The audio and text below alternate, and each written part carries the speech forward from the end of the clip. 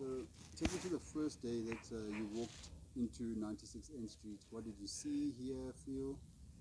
And Okay, so I would say the first time I walked in there, I walked in there when it was Mandy's, and I sort of was, yeah, it was an amazing club. I just loved the venue, the layout of it. It was just like a typical dark club that you could get lost in, although it wasn't very big. But the first time I actually stepped in there was when I first got my first bag of vinyl that I had completed a bag of vinyl.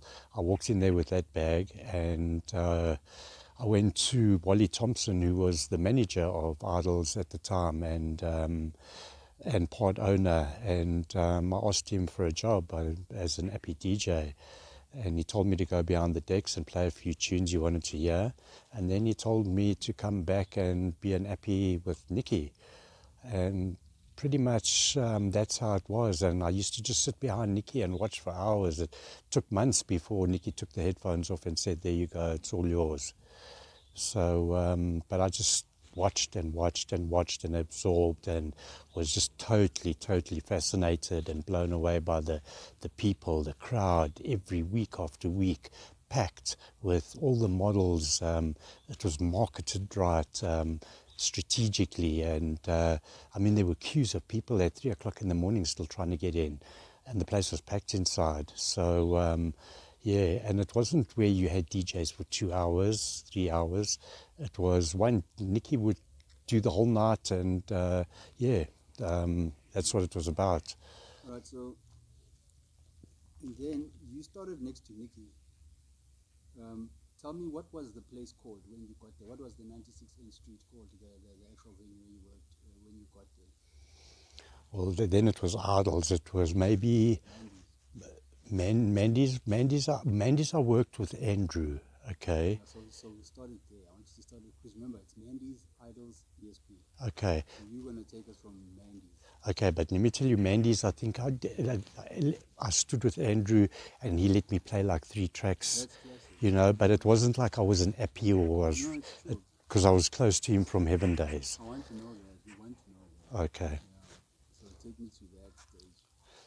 So before it became IDOLS, it was Mandy's, and I was fascinated because the gay people they were the ones who was like the underground culture, which is what I was attracted to. So when it was Mandy's, Andrew, who one of my mentors, someone who I look up to, and part of the way I play today is Nikki, Franco, and Andrew, and so he was playing there, and he would let me spin a couple of tunes, and that I really don't remember what tunes I played.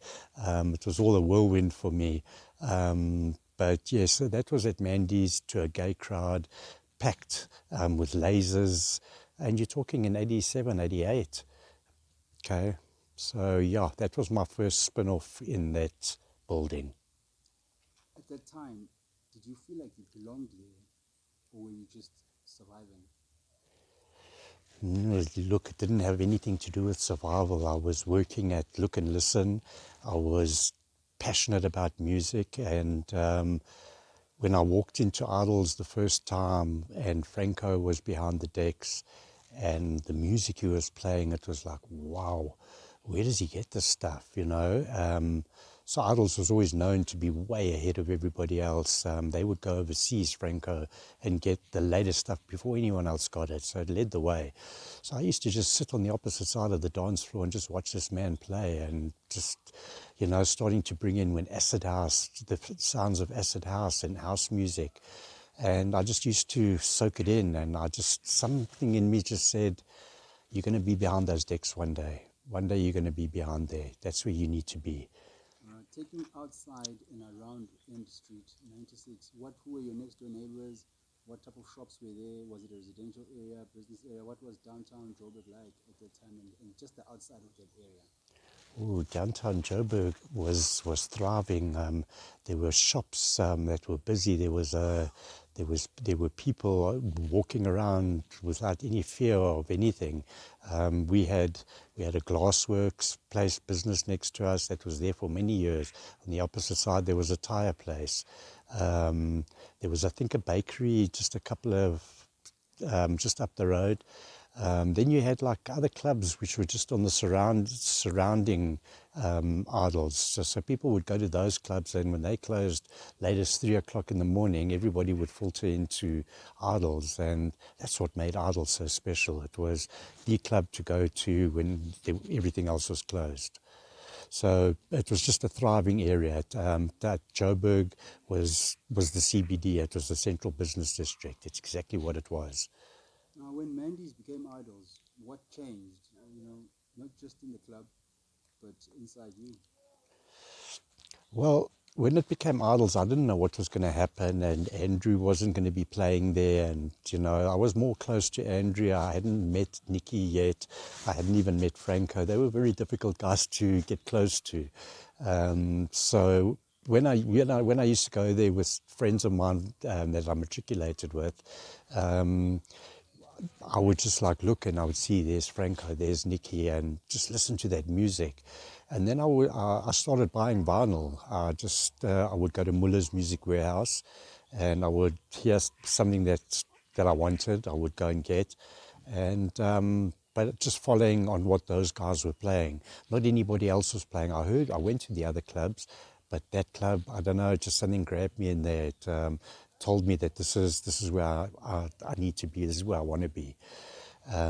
So I persevered. I didn't know how to. I mean, today you've got cell phones, you've got social media to market oneself. There you had a bag of vinyl, and you would walk around and go to the owner and ask for a gig, and hopefully get a foot in and make a name for yourself. When did you realize that I'm not just a DJ, like I run this whole room? I wouldn't say I thought of myself as running the whole room, but I love to see the emotions of people to the tracks that I played, and that's what made it powerful for me. I've had people crying, I've had people in utter ecstatic throes of, and I was told, interestingly enough, a couple of weeks ago, you created a soundtrack for a lot of people for back in those days. You were the soundtrack in that era for those people. And, those people, I know who they were, they know who they were part of it, and it was this very, very special elite, I would say. I wouldn't say a snobbish kind of part, but idols always was set the trend, so it had to be trendy. And so, yeah. Okay, now tell me, what kind of people filled that dance floor? Like, who were you playing for? What type of people were they? Sure.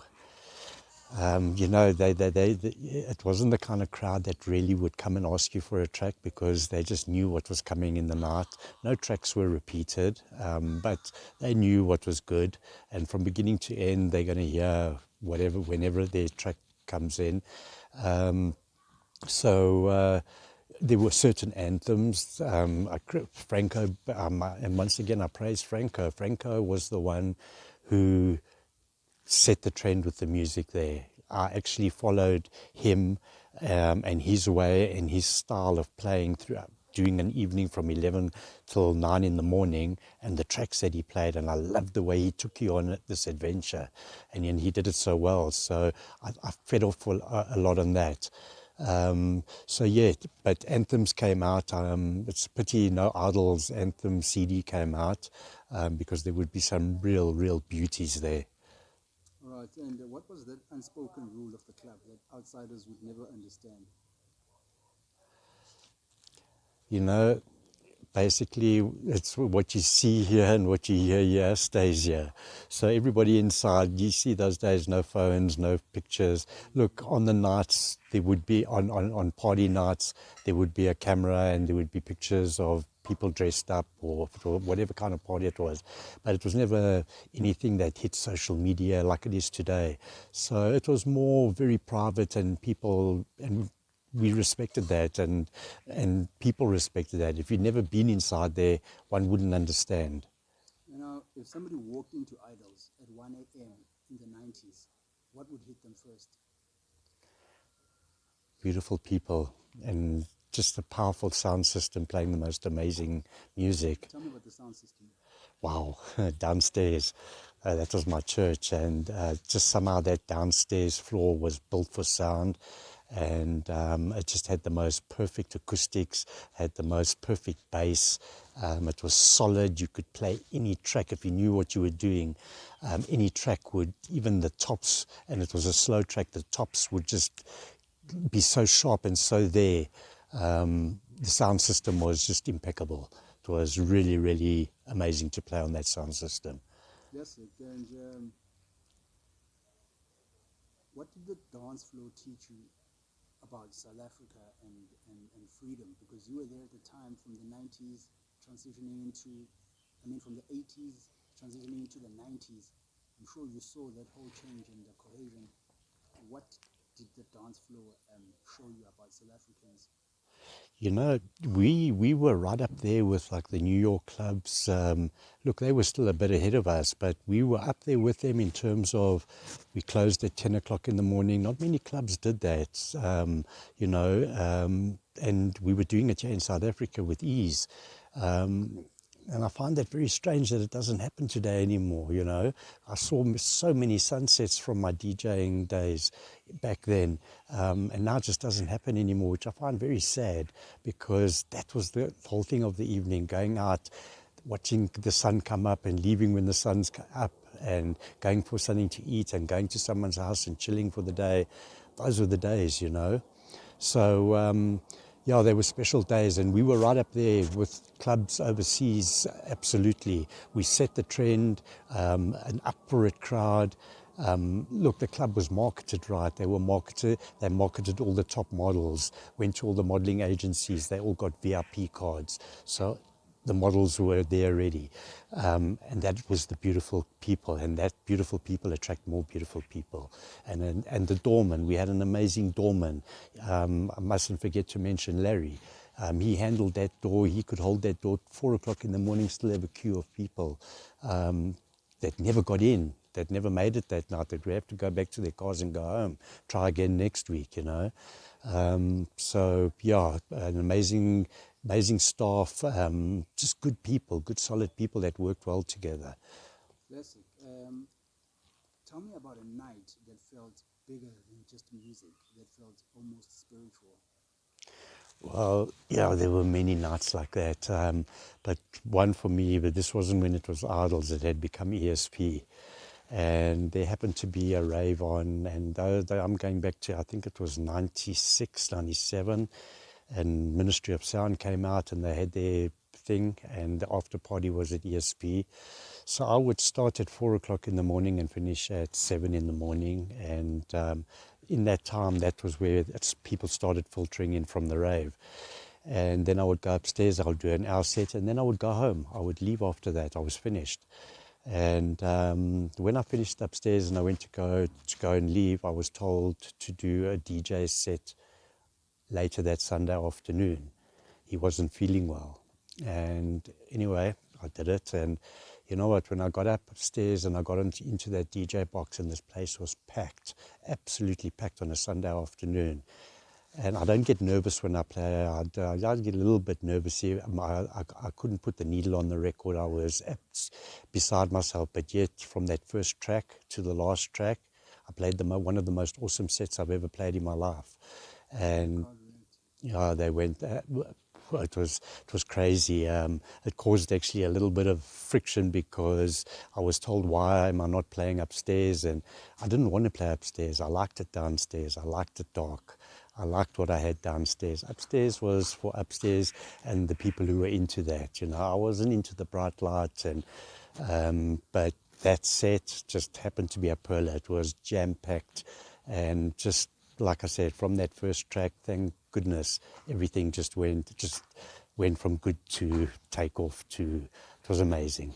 It was amazing. I had people carrying my record box, and I felt, and I never looked at myself as a superstar.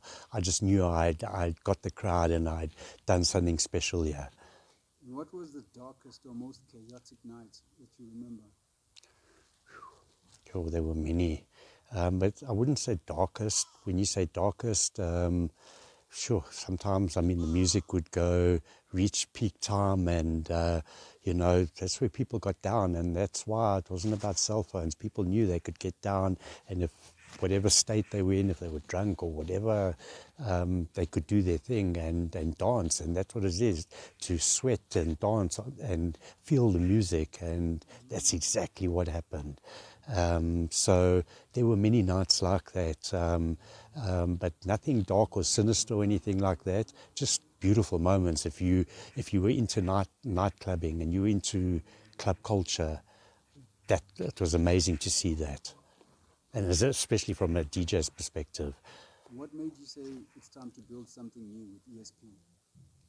Well, things moved on, and the whole rave scene started overseas, and the whole day thing started. So eventually ESP went on the Sunday. They opened upstairs. They had the big dance floor upstairs, and that used to go until like 1 in the afternoon, and then they would close. Eventually it went on till 10 on a Sunday night. I mean, on a Sunday afternoon, that place would have like 1,800 people there on a Sunday afternoon. It was crazy.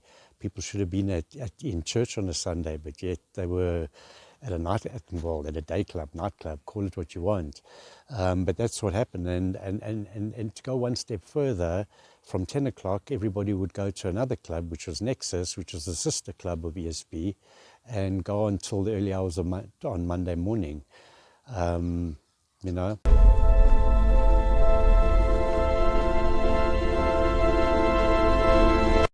Load shedding?